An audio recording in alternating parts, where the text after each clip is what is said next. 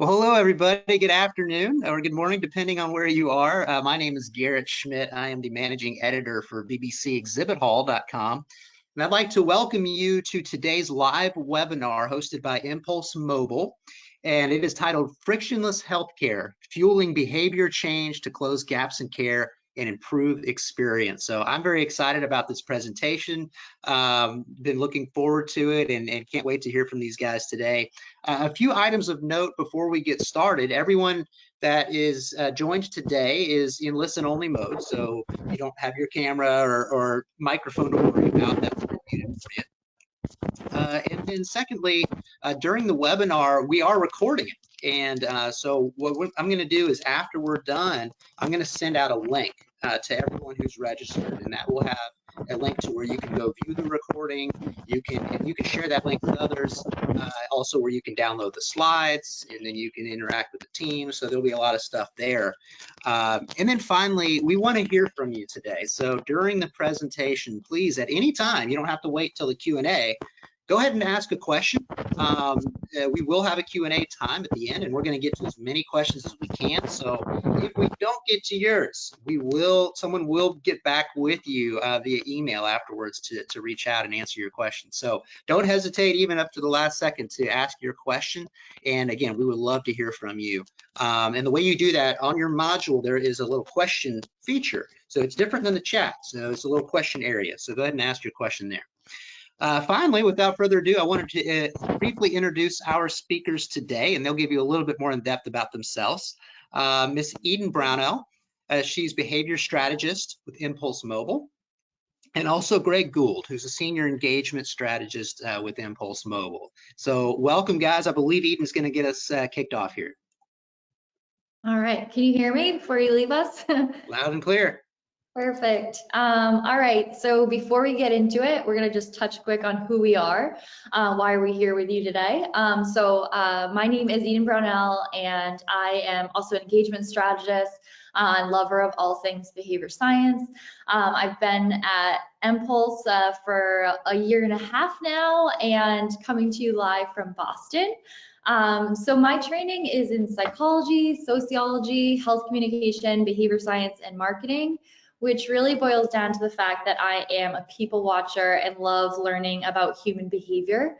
My experience in digital health research and product design helps me appreciate the complexity of decision making in the real world, particularly when it comes to the very tricky area of health and behavior change. A little further into the presentation, we're going to discuss more about what the heck behavioral science is and how it can be used in healthcare. And today I'm joined by Greg Gould. Hi everyone, my name is Greg Gould. I'm a senior engagement strategist here at mPulse Mobile. I've been with the company for about 4 years. My training and background is in creative writing, healthcare communications, behavioral science, and patient-centered design, as well as good old-fashioned UX research. I've also worked in a lot of the different capacities in the healthcare system. My mother's a primary care physician, and I worked after undergrad as a scribe, billing and coding expert, file clerk, and general handyman. So I've had a lot of experience both in the theoretical realm around healthcare and health communications, and in the practical world, talking face-to-face with patients over a front or back desk. My specializations really are patient-centered design, behavioral design, health literacy, and good old-fashioned plain language communication.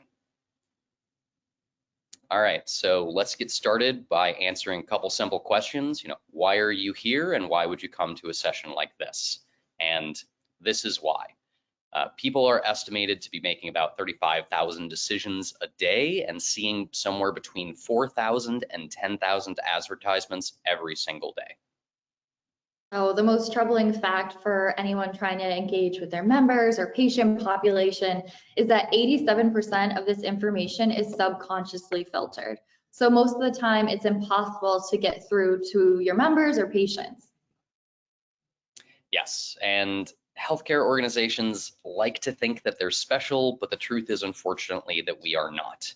There's a myth that consumers don't bring the same expectations to healthcare that they do to other brand or consumer experiences. However, research from McKinsey & Company shows very clearly that the reality is that their expectations for healthcare are almost identical for other industries. Consumers want to receive great service, clear and accurate expectation setting communication, and material help to accomplish their objectives and tasks directly from their healthcare companies. In short, they just expect the same level of excellence from any other major brand that they're giving their hard-earned dollars. We can go to the next slide. So welcome to the area of personalization. If you didn't know it, that's where we're at, where everyone, including your members, expect experiences to be immediate, relevant, and frictionless. Because it's important, I'm going to say it again, immediate, relevant, and frictionless. Consumer behavior and expectations have changed forever. With powerful phones in our pockets, we do more than just check the time, text a spouse, or catch up with friends. We turn to our phones with intent, and we expect brands to deliver immediate answers. So let's start by looking at some of the companies that are doing this really well. Go to the next slide. All right, so how many of these brands do you recognize, and why are they so successful at getting you to know their logo? I'm gonna guess that most everyone is 5 for 5 on this pop quiz. In fact, I would say that most of us view these brands as kind of like the normal base standard that all other brands are judged against. If your consumers are gonna be comparing you to someone, it's probably Apple, Amazon, etc. So who hasn't gotten mad about a 2 to 3 week delivery window when you're used to Amazon Prime's next day, 2-day, or even now today, same day delivery? And it doesn't stop there, right? Netflix tailors your movie menu and tells you how much they think you'll like a show. Amazon can predict your behavior so well that it seems like they're listening to you. In exchange for this exceptional level of tailored services that these algorithms provide, targeted ads follow you everywhere you navigate online. So don't get us wrong, this level of personalization is something most of us love, but the big question for today is how do they do it, why do they do it, and why is it so dang important in the era of personalization? So we can go to the next slide. So enter behavior science. So many of us have probably experienced a situation where we've suddenly stopped and asked ourselves, why did I just do that? You may have paused, looked around, and realized that you made it halfway home while your thoughts were elsewhere. Or maybe you sat next to a purchase that you now wonder if you really want or need, having been kind of guided toward it effortlessly by prompts and reassurances. These instances highlight that our behavior is often influenced by factors that lie outside our conscious awareness. This is not necessarily a problem. It would be hard to function if we had to think about every action. But often we tend to underestimate the importance of this automatic side of our behavior. In Daniel Kahneman's Thinking Fast and Slow, he defines 2 systems for human decision making: near automatic heuristics, which is sort of our fast thinking, and deep reasoning, which is slow.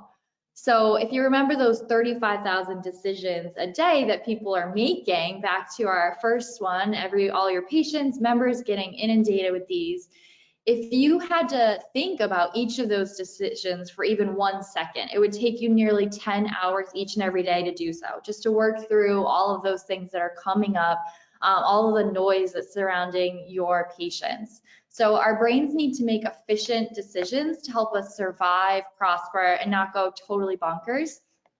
People aren't lazy, they're just efficient decision makers above all else. Companies like Amazon and Netflix do not underestimate the importance of our automatic thinking. All of the companies that we were talking about actually have some form of behavioral science or psychology marketing team. So you might ask yourself, why or what does that even mean? What is this behavior science? So researchers and practitioners in fields ranging from marketing to psychology to healthcare have been interested in how people persuade or influence other people. There is an abundance of work showing that human reasoning does not conform to what common sense predicts. So Greg is going to talk a little more about behavioral science and what it is. Great, thanks, Eden. The origin of behavior science is just trying to answer these questions. Why do people do what they do?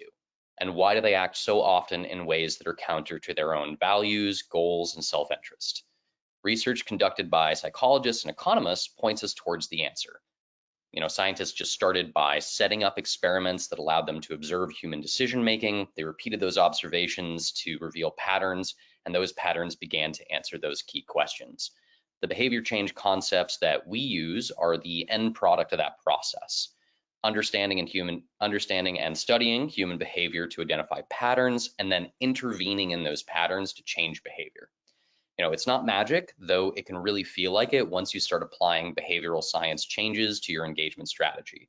It's the result of decades of research, application, and refinement across many different disciplines by many different brilliant people. If you can actually go back to the previous slide. Sorry, thank you. Human behavior, why are you looking at a rocket ship? Human behavior is anything but simple. Like we said, there's decades of research on this, but for that exact reason, there can be an oversimplification of it, and really in the first step of designing for behavior change and thinking about behavioral science. So when it comes down to it, there's a lot of human behavior that we can explain in terms of two simple forces, which is friction and fuel. One of the easiest ways to think about it is the rocket ship metaphor, and that's what we use here at mPulse when we try to think of this. But to get a rocket ship moving, you need to increase fuel and decrease friction. To change behavior, you need to increase fuel, which can be thought of as increasing motivation, and decrease friction, which can be thought of as removing barriers. Okay, hope everyone's got that pretty simple metaphor. We just need to increase motivation and remove the barriers that are in the way of our members engaging the way that we want them to. So how do these two forces, friction and fuel, play out in healthcare? We're going to start by reviewing both a fuel and a friction concept to see how they've been applied in other industries, and then we'll talk about how they can be applied in healthcare. So we're going to start with friction, which you see here in front of you. So in healthcare specifically, friction is anything that gets in the way of performing a positive health behavior, from the feeling exhaustion that always arrives when it's time to exercise, to those health savings forms you need to fill out, to being adherent to your medication. The list goes on and on. There's a lot of friction when it comes to healthcare.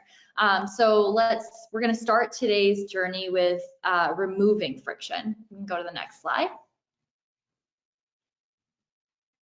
All right, great. So one of the biggest sources of friction in decision making and behavior is uncertainty, right? Uncertainty is when your member believes that they have missing or incomplete information, preventing them from feeling confident that they know what will happen as a result of their actions, right? Their fears and concerns are not answered, and anxiety begins to creep in.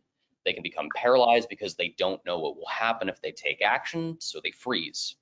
They have questions, but no answers. And this is exactly what uncertainty is all about. Uncertainty is one of the worst feelings that a member can have, and people will do a lot of different things to avoid uncertainty.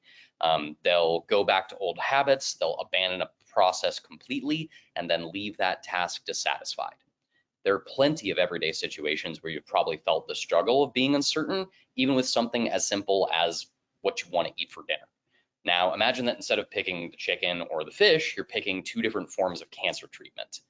Uncertainty is everywhere in healthcare and at higher stakes than most other areas of our members' lives. So to circle back to some of those examples we shared before, one of the few companies who really understands the importance of the concept of uncertainty and handles it amazingly well is Netflix. So we're going to start there. You can go to the next slide. So let's take a look at the Netflix homepage. What are they doing here that is so brilliant? Well, it looks pretty basic to me, Eden. Maybe that's the magic of it. Yeah, I mean, they basically steer clear of communicating any of the benefits of Netflix. And why? Because they understood that the biggest fear at this stage for consumers might actually be too much commitment. So the first thing people want to know at this point in time when they're considering signing up for a service like Netflix is the answer to a very simple question. How can I get rid of it? And so they give us the answer, cancel anytime. But it doesn't end there. So let's pretend that Greg just clicked on get started and see where it goes. Go to the next slide. So right after he clicks, Netflix works to address the three main concerns that they know their consumers have at this point. Free trial? Okay, well, that sounds pretty good, but when are you going to start billing me? So they say you won't be charged until after your first free month. Okay, all right, well, that's cool, but what if I forget to cancel when my free trial ends? I don't want to pay for something I'm not using. No worries, we'll remind you 3 days before your trial ends. Nice, it's really helpful, but like, what if the content is boring and the shows are bad? How can I get rid of it? No commitments, cancel anytime. So once again, Netflix understands human behavior. They address and answer the main concerns that they know their members have from their market and user research. There's no marketing talk, no benefits, no flowery copy, just the exact information you need to hear at exactly the right moment when you're making a decision. You can go to the next slide. Okay, so now you might be asking yourself, what does this mean for healthcare, right? What does it mean for my industry? And let's be honest, low health literacy rates and low numeracy rates combined with like deep complexity of medical concepts and decision making, care instructions, etc., creates a ton of room for uncertainty in healthcare. And the risk of that uncertainty is also extremely high. It can be confusing, and even more importantly, it can be frightening for those of us who work in the field. So questions range from how to schedule appointments or get referrals to specific questions about managing conditions or what your plan will pay for. How much does it cost? What do my benefits cover? How do I take my medicine? And the list just goes on and on and on. So in healthcare, you need to, again, put yourself in the role of the member and think about all of the uncertainties they might be facing and how that's going to impact their decision making. Next slide, please. So at mPulse, we have a thing called barrier modules, which is what you're kind of looking at here. So we use them to overcome uncertainty and other barriers a member may be facing. These questions are based on research on top barriers for specific audiences with specific health actions. So when we're looking at a specific outcome that we're trying to drive, we always start with research on what are the main barriers out there. What's great about healthcare is there's a lot of research that's already been done. So we really try to start there and not recreate the wheel. So here, our solutions are really engineered with human behavior in mind. We know barriers and a lot of uncertainty will come up, so we create opportunities to uncover it. So once the uncertainty or barrier is discovered, we can work to solve it and then drive motivation using proven behavior science techniques. So you can see examples of those here and how at a short phone screen, we're doing a lot to try to reduce barriers and increase motivation. So on the screen, there's a lot going on, but you see that we're utilizing things like spark effect just to make it easy, endowment effect to provide them a sense of ownership, utilizing self-determination theory, just that connecting them to others, this concept of relatedness. And then there's also a lot of behavior science behind the actual videos that we use. But increasing motivation is difficult. So on that topic, let's wrap up uncertainty so we can get to some fuel. And go to the next slide. Awesome. Okay, so here are the key takeaways, the headlines from our review of uncertainty. So we want to point out simple ways that you can apply behavioral science to your marketing, communications, and user experience design. But first, we have to start with a member and their experience. First, understand them and the uncertainties they are facing. That way you'll know what questions are unanswered, allowing you to actually help solve those members' problems by giving them the right answer at the right time. You want to make sure that your members know what you want them to do and how they can do it. You don't want to leave any of that up for debate, because any moment where they don't know how to answer that question is an opportunity to disengage and stop doing what you want them to do. And a big part of this is that you want to make sure you're addressing these uncertainties at the right time. So if you're trying to get members to schedule an appointment and you did your research and you know that, okay, one of the biggest things that's going to come up for a lot of my members is transportation barriers. You might want to make sure that in the moment you're providing that resource, before the member can even start questioning how they'll get there, you can say, you know, alongside you're due for this appointment, you actually have transportation benefits if you need help getting there. It's so important to go above and beyond and making sure all of the patient's questions are answered before uncertainty gets a chance to dabble into their decision making. Next slide. All right, we've covered friction, so now we're going to switch gears and we're going to talk about fuel. So to change behavior, you need to reduce friction, which we've just talked about, but you also have to increase fuel. Best way to think about fuel is that it's just the motivation to take the action that we want the member to take. So we could absolutely do like a whole webinar series just on the topic of motivation, the different types of motivation, and how to create it in your members. But for today, we're going to stay light and focused, and we're going to talk about some proven ways to increase motivation. Next slide, please. So social proof is considered a fuel principle or a way to increase motivation. If we really want to change things, we need to understand how people behave. So it was actually my good friend Aristotle himself who first described humans as social animals. And indeed, his observation from 350 BC is more true now than ever. Next slide.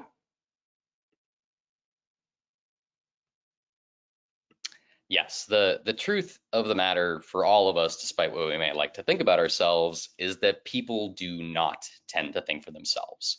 They follow the lead of others whom they respect and admire. We are social animals, and much of our behavior is the product of a herd mentality. Next slide, please.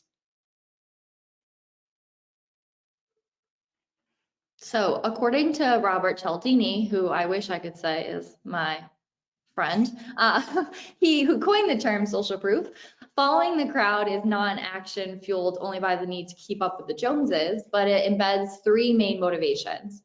So the motivation to make accurate decisions, the motivation to affiliate with and gain the approval of others, and the motivation to see oneself in a positive light.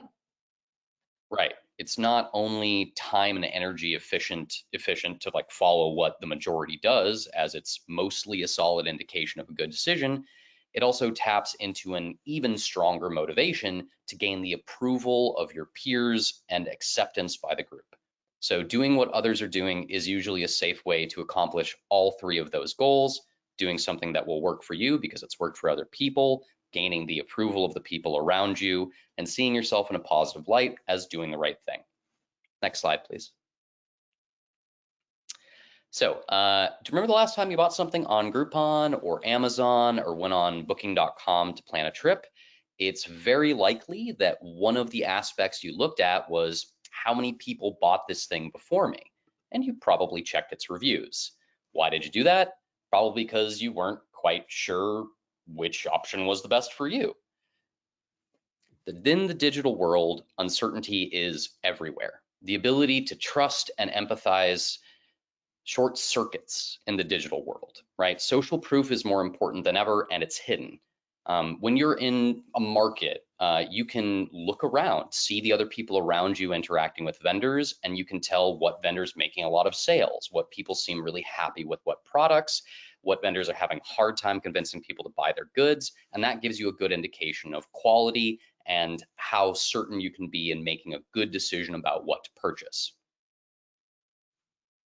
But in the digital realm, we don't have that same ability to see with our own eyes what decisions the group is making. Next slide, please.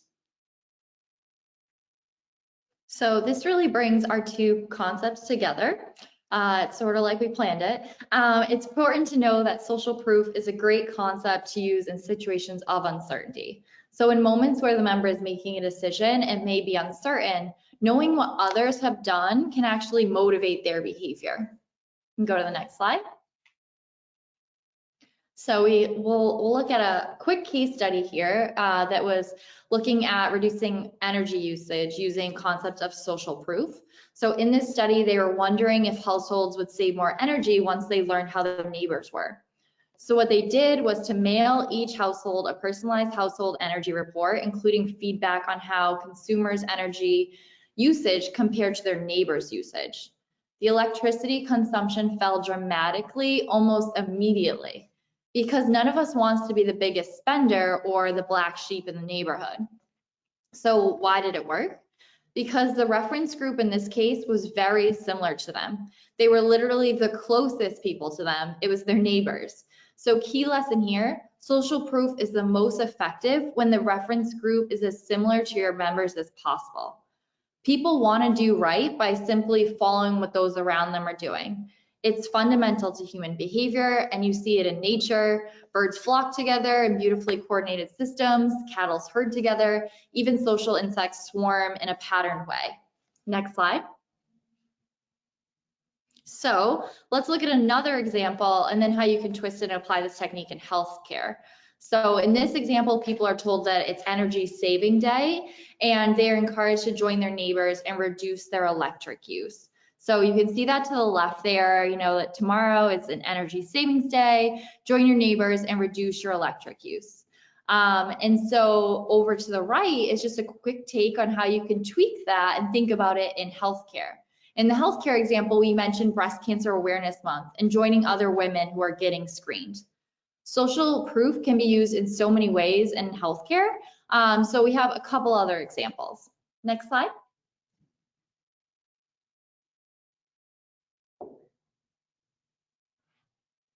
All right, so this is another great one. Testimonials work very similar to reviews.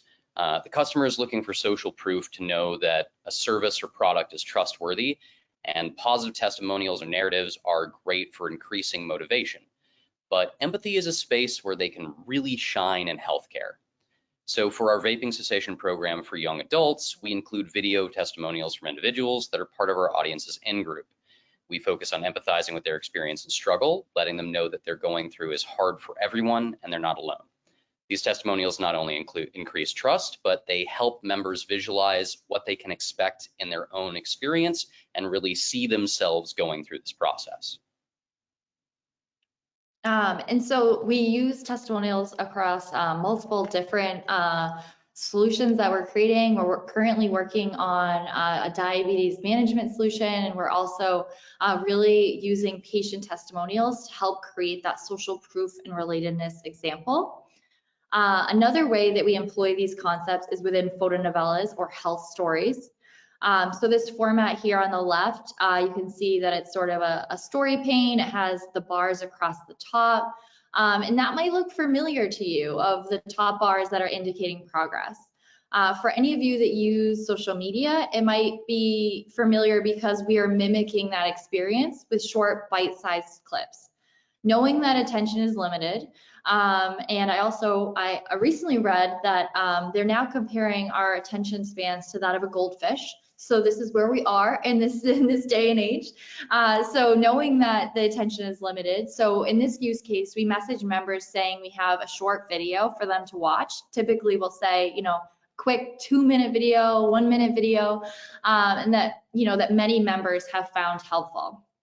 The story itself then utilizes social proof and shows how other members are dealing with healthcare issues. So our streaming health education and behavioral science capabilities are proven to drive action for even the most non-compliant members. We look at how members respond about taking an action before and after seeing this type of health content, and we see a large difference. And we owe a lot of this to removing uncertainties and using social proof. Next slide. So with all of that, social proof is a delight, but there are moments when social proof can backfire. So you want to always be careful of negative social proof.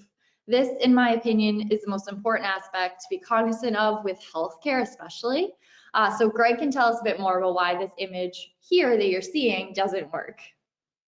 Yes, despite good intentions, this image actually kept people from getting flu vaccines. It's really simple. If you want somebody to do something, don't tell them that the majority of their peers aren't doing it.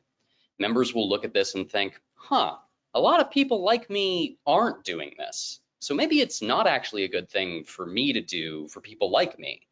So if other people aren't doing this, but you're telling me to do it, is it actually good for me or not? creates additional uncertainty, it erodes trust, and it creates a lot of questions like, why have so many of my peers not gotten their flu shots yet? Next slide, please. All right, key takeaways, the important headlines for you. One, try to avoid obvious social proof and instead think of ways to use it implicitly. Social proof is most effective when the reference group is similar to your customers, right? So if you're trying to target millennials, tell them what other millennials are doing. Probably don't tell them what senior citizens on Medicare are doing. Social proof works really well in situations of high uncertainty. If your member is confused about a health behavior, they don't know which option is the best for them, it can be really helpful to discuss or show what other members have done. That's what we do a lot in our photo novellas. You create a quick story that's narrative that says, okay, somebody like you went through a similar situation, and here's how they achieved a positive outcome. The last step, which we'd really like to emphasize with a bullet, is be careful about negative social proof. If you want somebody to do something, don't tell them that people like them aren't doing it. All right, next step. Next slide, excuse me. It is a steppy process. All right, so we've covered a lot here today. And so here are some key things to remember. Number one is that your members aren't lazy. People aren't lazy. People are efficient products of evolution that will make whatever the most efficient decision is that requires the least commitment of time, energy, and effort. Also, keep in mind, behavior science is a science. There's a ton of research out there, lots of studies looking at different populations, different types of problems across many different sectors of industry. So feel free to dive a little bit more into that. We'll be sharing some resources with you about how you can educate yourself around behavioral science. But most importantly, it's not magic, it's not mumbo jumbo. It's just the results of many decades of research, experimentation, and observation at a population health level.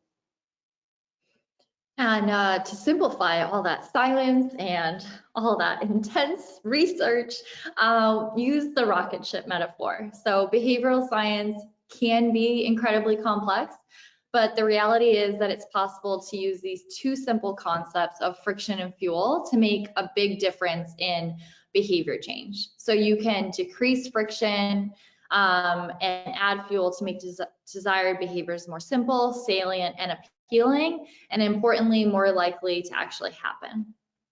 And one more note is that there are hundreds of biases and behavior science principles that can be used in healthcare to remove barriers, inspire self-efficacy, and drive behavior change. Today, we discussed just two, the concept of uncertainty and social proof. If this area interests you, I encourage you all to keep learning because there are so many resources. Behavior science has really taken off in the last decade because of the sort of the impact on ROI and business objectives that are being seen.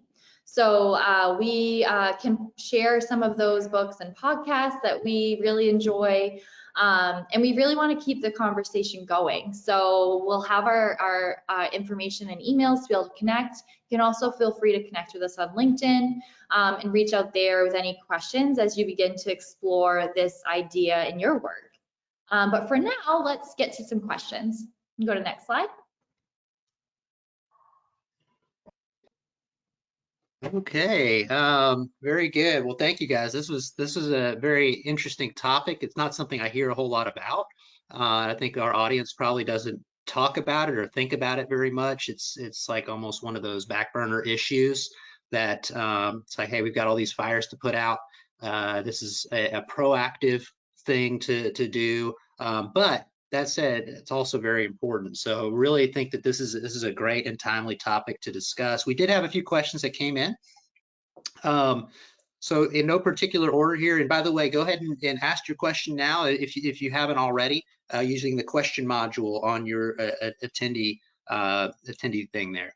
So first question is, during gap closure season, are there specific behavioral science methods to prompt fast action? Yes, absolutely. So one of the easiest ones to keep in mind is just using the word now. There's this technique change or bias that's been identified by behavioral science that's called present bias. And that just means that people will push things off into the future and procrastinate naturally if they don't think that an immediate action is going to benefit them really well, or if they don't feel clear motivation to do so. So in some A/B tests and experiments that we've run ourselves, just simply adding the word now to your call to action can really help motivate that behavior and get people to take action now instead of delaying it to I'll do it tomorrow and then forgetting about it completely. So number one with a bullet point is going to be present bias. Tell them to do it now, remind them the reasons why it's a good idea, and just present that prompt. Any ones that come to your mind, Eden? Yeah, so I guess the one other thing is, as much as you can't put your, gaps, your, sort of calendar year, your measurement year, put that out to your members, that we need to complete all these things. We really need you to take action. One thing is that you can try to use endowment effect and loss aversion. So endowment effect is the idea of giving ownership over something. And loss aversion is that people are much more loss averse than gain. So you can tell someone that they'll get $5 for doing it, but they're much more likely to do it if you tell them they'll lose $5. So how can that be applied in healthcare? I think a lot of folks, like as the benefit year is wrapping up, take advantage of your benefits. We don't want you to miss out on getting this screening before the new year. Show up as your best self. So things like that sort of are, triggering the fact that they have their benefits, to use this year, and to really also trigger that loss aversion to encourage sort of motivation where they might not be feeling any. Right. Yeah. A good example of that would be framing it as, you've already paid for your mammogram this year. It's part of your key benefits. Your premium contributes to it. And if you don't get your mammogram before the end of the year, you're going to lose that benefit that you've already paid for this year, right? And that's combining those two concepts of loss aversion and endowment. It's your benefit, right? Like it's not optional. You already paid for your mammogram. You can either get what you paid for or you can leave it on the table. Combine that with that loss aversion of, well, I don't want to leave something I've already paid for this year on the table, and that can be a really powerful motivator to get people to take action now in that time box kind of way. Right. And by the way, feel free to use some of these methods on your kids, because I think there's probably some efficacy there as well. So I'd love to hear your success stories there. Next question is, what is the proof that behavioral science improves outcomes and engagement? Yeah, perfect. I'll start on this, and then Greg, I'm sure you'll have things to share as well. So at mPulse, we're really sort of outcomes focused. So from beginning to end, how do we, really make sure we're starting with outcomes and then proving them out with our work at the end. And some of that comes through really well in A/B test. And so recently we actually we've been running quite a few of these, and we did one related to endowment effect for colonoscopy test kit returns. And so there was sort of our client's language that they wanted to use, and then our language that was utilizing the research on behavior science and its application within colonoscopy screenings, and specifically the use of endowment effect. So again, how do you create ownership over something? And so our messaging, we mostly just changed up one line, and just instead of, sort of having, you have this test kit that you can sign up for, we really did like, a test kit is waiting for you or something like that. And when we asked people if, yes or no, would you like to sign up for it? In the experiment group, we were really doing, yes, I want my kit, or no, I don't want my kit. And so sort of, again, having that endowment effect and loss aversion. So if they were sort of saying no, they were, opting out, and sort of that loss aversion was also kicking in. And what we saw was a large increase in the group that had the behavior science. So I think it was close to 5 or 6% higher than the regular language. What I will caveat is that the regular language for both groups was really similar in using other behavioral science, but to see that much of an increase just from the change in a sentence was really impactful. So that was just one, but we consistently are running A/B tests like that to see how we can, just slightly change language to make really big differences in the outcomes.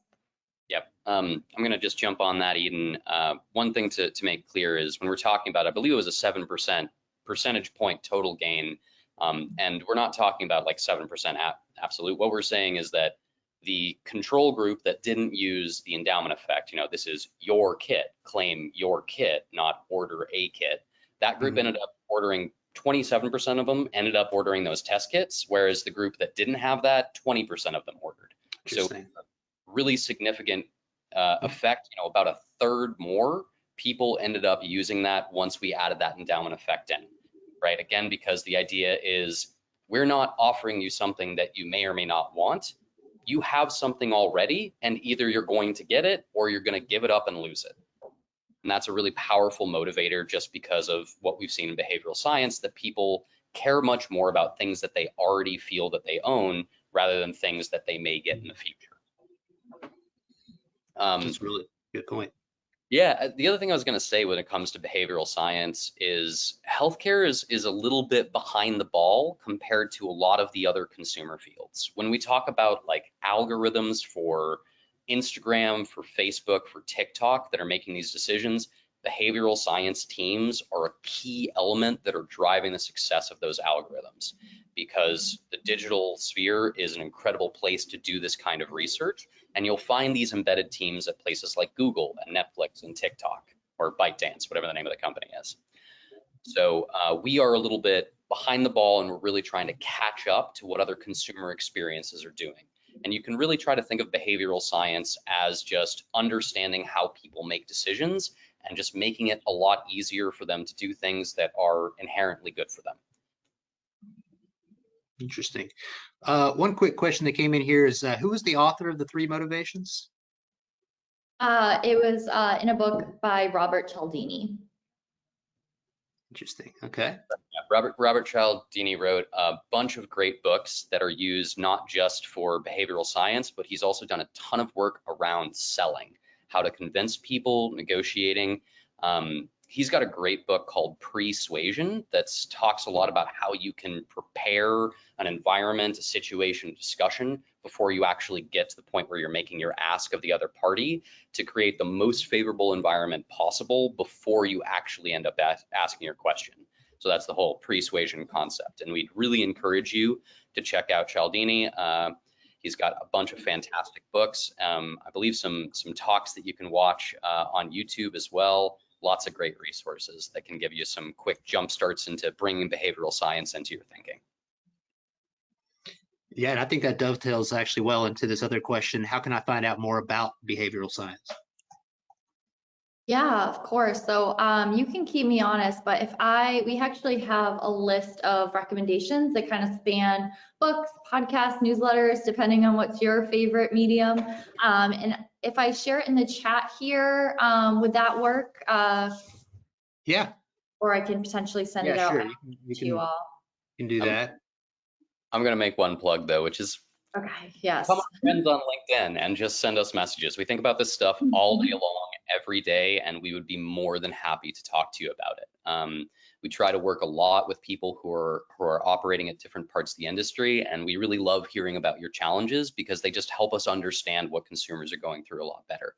So don't be shy. Feel free to reach out. We'll be more than happy to talk to you. Cool. A couple more questions here. This one says, people tend to change over time. Younger people like change, and older people don't like surprises. So does research support the same person's behavior can change over time, the use of technology, etc.? Yes. There are kind of different types of behaviors, right? It's useful to think about this again in the healthcare context. Going and getting your mammogram is a once yearly or every 2-year activity for most people, right? And you don't really need to have a habit built to do that because it's like one and done over long periods of time. But when you're talking about something like medication adherence that you need to do every day and you're going to build a routine over time, we've seen that there's a lot of evidence that you can use certain techniques in behavioral science to help drive habit cycles, which is usually what they're referred to. And so things like just getting into a routine of I keep my pill box on my bathroom counter, like on my sink. When I go in and I relieve myself first thing in the morning, I grab my pill box, I pop open the day for today, I take my pill. And at that point, that's not really a decision you're thinking about anymore. That's a habit that you're engaging with over time. And one of the key things that we can do, and if you've paid attention to, say, the Truth Social campaigns, and I'm sorry, not Truth Social, the truth campaigns around smoking cessation and things like that, and even just old documentation from Philip Morris, it's very understood that if you can create a habit cycle at a young period of time, that will frequently continue on into the future until something breaks that. The other thing I'd say about that question around aging and different cohorts is that different behavioral science techniques, different appeals, work for different people. So stacking them together to try to use as many different tactics with your audience is a really solid strategy for achieving behavioral science outcomes at the large scale, right? If you can get 2 or 3% more participation from social proof, 2 to 3% more participation from the endowment effect, you can see really large effect sizes over time. Yeah, so that's something that we spend a lot of time is sort of how do we, especially for an unengaged population, instead of like continuously hitting them with the same type of persuasion tactic, just like Greg said, mixing up. So in the first message, we might do that social proof appeal, but maybe for a group that still hasn't engaged, week, 2 weeks later, that might be when we pull in something a little stronger, and that's maybe could be loss aversion. Don't miss out on this benefit. A lot of other people are taking advantage of it, those kind of messaging. And the whole idea of persuasion profiling is really cool. There's some new books out there on it, but it's as simple as you can do this as an experiment at home. If you go to a friend or a family member and say you pull up your Amazon home screen and they pull up theirs, you'll see that they're completely different, and also the persuasion tactics that they're using on you versus your friend will be different. So one might be getting more of that social proof, here's what other people are buying, whereas another could be, more of an authority bias, and these are the top picks from our tech group or something like that, or Amazon approves this one. And so they actually are constantly sort of testing you based on those different tactics that they're putting out there. So healthcare has a bit of a way to go, but it's definitely really cool to see sort of how they've started to determine people's behavior, profiles. Yeah, that's really interesting. Do you find that these different tactics ever conflict, or does that ever cause issues? I think that in terms of conflicting, I think if there's too much going on, that can be a little, that can definitely get in the way in terms of a call to action. But there is a lot of research supporting sort of the pairings of some of them. So we sort of alluded to that today, that loss aversion and endowment effect naturally go very well together. There's a lot of research to kind of support that combination. But I think that if you try to just do one message that you're throwing like 18 behavior science biases in, right, you're just going to lose folks.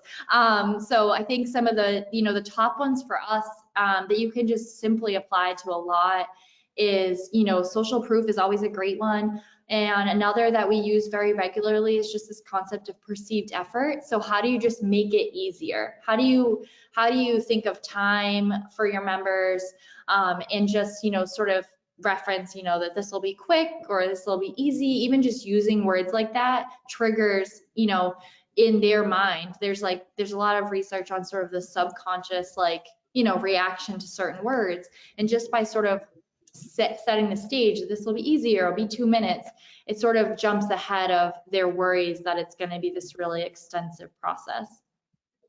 Right. Really good example of that we do is with videos. Something that we've been doing more and more is that the research has pointed pretty clearly that when you can use multiple different components of communication at once when you're talking to somebody, so using images, using audio, using words, using all of them together and combining them into a story, people can retain up to 2/3 of the information that they hear in that context. When you're asking somebody to just read like straight facts, it can drop down to 20% or lower. So it's a really significant difference into just how people perceive information. And for us, when it comes to perceived effort, sorry, Garrett. That's all right. Train of thought was hooking back up. Is we use a lot of videos. Like that's one of the reasons why we've moved more and more into that realm and Instagram story type communications. And we always make sure to keep those experiences to usually like 1 to 3 minutes, a very minimal commitment of time, like listening to a pop song on the radio or less. And any time that we can tell somebody how long it's going to take them, how much time it's going to expect, we do so. So we'll frequently say like, watch this quick 90-second video so they know, all right, it's not going to take more than 1.5 minutes. I'm not going to have to watch a half an hour boring YouTube presentation by some guy in a coat. Yeah, no, I think that's great. There are some things that we can all probably relate to regardless of our age, and one is being busy, right, and not having a whole lot of time to spare. Last question actually that we have time for today is, can you discuss the current focus on social determinants of health with respect to behavioral science? Yeah, well, do you want me to start, Greg, or are you feeling? I got some thoughts on the top of my head. Okay, go. One is that social determinants of health and behavioral science dovetail together really well because behavioral science is not about what people should do. Like should is not a word in behavioral science. Behavioral science is about what people actually do in the circumstances that we're studying. So when you're comparing that to social determinants of health, what we're really focused on is what can people actually do? What are the barriers to their behavior? Do they have childcare so they can actually go and get a flu shot? Or are they going to have 3 kids that are running around CVS making a lot of noise while they're trying to sit there to get a shot in their arm, right? Do they have transportation to the location? What are the actual barriers for this individual's life, frequently based off of those social determinants of health? Right, we're living in the realm of what people actually can do, what really works for them, and the context of their individual life. So behavioral science is a great tool for once you've identified those barriers from social determinants of health, how you can overcome them to actually persuade and empathize with your member and get them to where they need to be for success.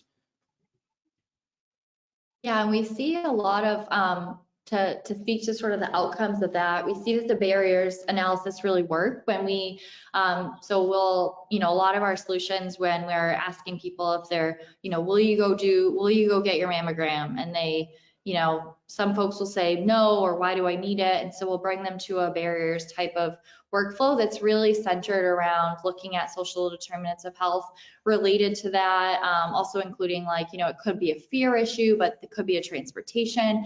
Everyone is always concerned about cost or, childcare, things like that. So we work really strategically with our clients to determine what, like sort of a landscape analysis of the resources they have that we can plug in at that time, like right in the moment when someone responds. And so what we see from that is once we, a member sort of picks out their barrier, we provide them with information to overcome it. We'll typically ask a follow-up question after that of barriers and say, now that you've learned more, will you, go get your mammogram? And we actually see about a 27% of folks who had originally said no, that after that barriers, they're now saying yes to go get it done. So it can really go a long way in just supplying them with resources that are already available to them that they just don't know exist. Right, and you can combine that with the endowment effect to say things like, you've already paid for your transportation benefit, or this is your transportation benefit, to help give it just that little bit of extra juice to actually motivate them to call that number or go to that website and set it up. Yeah, I think that's a really strong tie-in, especially for this audience today, that's trying to manage these populations, some of them underserved, some of them that are high risk and in a lot of different demographics, and trying to figure out what's going to appeal to each of them individually. So yeah, definitely an important topic and strategy as we try to manage these populations more effectively.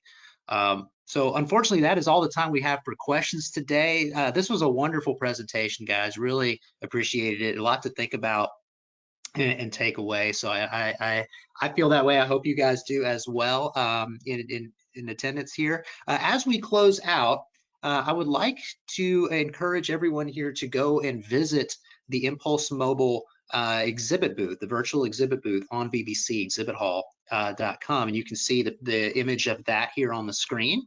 And it is a resource that you can go to, and it has a lot of different resources there that talk about what they're doing in the value-based care space specifically. You can connect with the team, learn a little bit more about what's going on. There's a lot of cool resources there. Also, in the library, we have a library at bbcexhibithall.com, and that has, we have archived all the webinars we've ever done.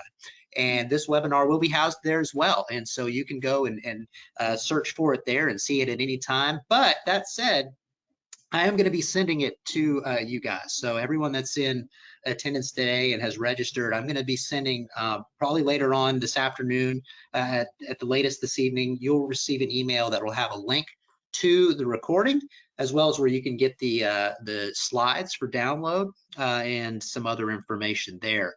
And then on the slide here, lastly, if you would like to get in touch with either of our speakers today or the mPulse mobile team, please feel free to do so, or you can reach out to me directly. I'm happy to facilitate an introduction. And you can connect with them there. So thank you all again so much for joining us. Really appreciate your time. Hope you have a wonderful rest of your days and week, and we will see you next time. Thank you for coming. Thank you. Bye. Thanks all. Bye.